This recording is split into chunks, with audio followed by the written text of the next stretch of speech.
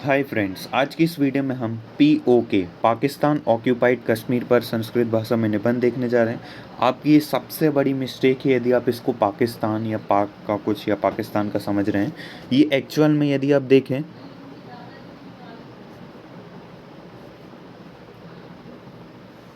तो कुछ ऐसा स्ट्रक्चर है कश्मीर का। यदि हम देखें यहाँ पे बहुत सारे पर्वत है, जैसे काराकोरम, लद्दाख, जास्कर है, यहाँ पीर पंजाल, बहुत सारे पर्वत हैं। इसलिए इसको घाटी भी कहते हैं, क्योंकि जो दो पर्वत के बीच का क्षेत्र होता है उस कम क्षेत्र होगा तो उसको दर्रा कहते हैं, और ज़्यादा चौड़ा होगा तो घाटी कहते हैं। तो ये जो है इसका ये वाला एरिया, ये 30% है, ये पाकिस्तान ऑक्यूपाइड कश्मीर है। और ये देखें तो ये 10% ही अक्साई चीन है।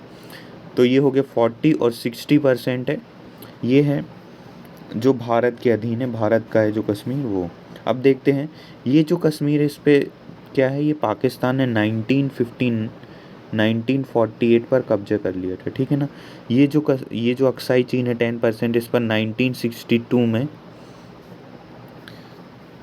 चीन ने कब्जा कर लिया था। और ये जो बीच का है 1947 से ही भारत का हिस्सा है।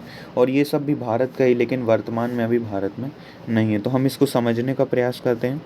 तो ये जो है 30%, इसमें भी पाकिस्तान ने 3 टुकड़े, इसका नाम है गिलगिट, इसका नाम है गिलगिट बाल्टिस्तान, और ये जो नीचे का हिस्सा है इसको नाम है आज़ाद कश्मीर। इन तीनों की एक कॉमन कैपिटल है जो यहाँ पे है मुजफ्फराबाद। क्या है इसका नाम? मुजफ्फराबाद। यहाँ पे मेन आतंकवादी संगठन है, यानी जितनी भी आतंकवादी संबंधी गतिविधि, जैसे हेडक्वार्टर नासा का है, हमारे यहाँ बेंगलुरु है, उसी प्रकार आतंकवादियों की ट्रेनिंग का हेडक्वार्टर भी कह सकते हैं इसको मुजफ्फराबाद। यहीं पे तक्षशिला है जो पहले शिक्षा का केंद्र था, अब तो वो कुछ भी नहीं है। तो ये सब यहाँ पे गिलगिट बाल्टिस्तान और ये नीचे है आज़ाद कश्मीर। तो ये था इसका पूरा मतलब हिस्ट्री, पॉलिटी, थोड़ा हिस्ट्री भी कह सकते हैं, किस टाइम इसमें कब्जा किया गया, किस टाइम क्या हुआ, ये सब भी। और भारत का भी देखो तो यहाँ पे जम्मू एंड कश्मीर है इतने हिस्से में, और बाकी के में लद्दाख, यूनियन टेरिटरी हैं ये दोनों भविष्य में। और यहाँ का जो सबसे ऊंचा पर्वत है ये काराकोरम है। तो यही सब हम इस वीडियो में डिस्कस करेंगे। यदि आपने जो मैंने अभी बताया इसको ध्यान से सुन लिया होगा तो वीडियो बहुत ही ईजी लगेगी और आप बहुत ही ईजीली इसको समझ पाएंगे। तो ये पीओके आप आई होप अभी तक समझ गए होंगे। ये जो क्षेत्र है इसी को पीओके कहा जाता है, और यही है जिस पर हम अभी चर्चा करने वाले हैं। जो पाकिस्तान कश्मीर का वह हिस्सा जिस पर पाकिस्तान ने कब्जा करके रखा है उसको पीओके कहते हैं।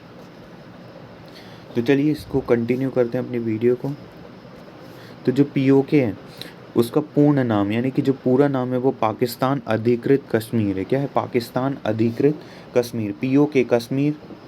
पीओके कश्मीरस्य 30% भाग अस्ति, या भाग, इसको आप ज्वाइन भी कर सकते हैं संधि करके, भाग अस्ति ऐसे भी लिख सकते। जो पीओके है वो कश्मीर का कितना प्रतिशत हिस्सा है? 30%। अस्मिन प्रदेशे गिलगिट बाल्टिस्तान आज़ाद कश्मीर संति। इस क्षेत्र में गिलगिट बाल्टिस्तान है, जैसा कि मैंने आपको अभी बताया था। यहाँ पे 3 स्टेट हैं, गिलगिट, बाल्टिस्तान और आज़ाद कश्मीर। तो ये जो तीनों क्षेत्र हैं इनकी कोई कैपिटल तो होगी ना, जैसे हर एक स्टेट की इंडिया की कैपिटल है।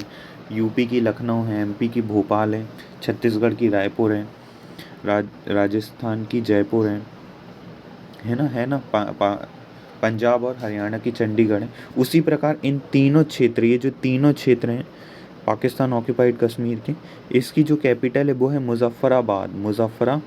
मुजफ्फरपुर नहीं है, मुजफ्फरपुर तो अलग है। हम क्या नाम है? मुजफ्फराबाद। यहीं इसी के पास तक्षशिला। अब नहीं आएगा यहाँ पे, एक्चुअल में अत्र लिखना है, ठीक है ना।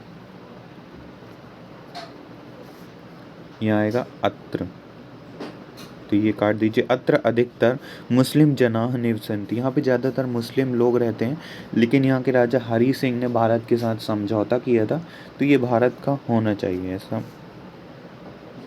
अत्र भारत से सर्वोच्च चोटी, यहाँ भारत की सबसे ऊंची चोटी K2 यानी काराकोरम सेकंड। ये पूरा लिखने की ज़रूरत नहीं है, बस मैंने नॉलेज के लिए लिख दिया। K2 भी है। भारत में सबसे ऊंची चोटी है कंचनजंगा। भारत की सबसे ऊंची चोटी क्या है? K2, ठीक है ना। पीओके पाकिस्तानस्य अधीनस्ति, ये 8 गलती से लिखी है तो आप यहाँ देख लीजिए। पीओके जो है पाकिस्तान के अधीन है, वर्तमान में देखें तो वो किसके अधीन है? पाकिस्तान। भारत पाकिस्तान मध्ये शिमला समझौता वर्तते, भारत और पाकिस्तान के बीच में शिमला समझौता है। अत्र नागरिक कस्य दशा दयनीय अस्ति, यहाँ पे जो नागरिक है उनकी दशा दयनीय है।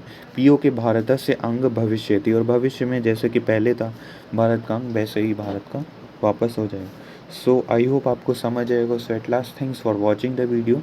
Please share the video as much as possible with your friends and classmates.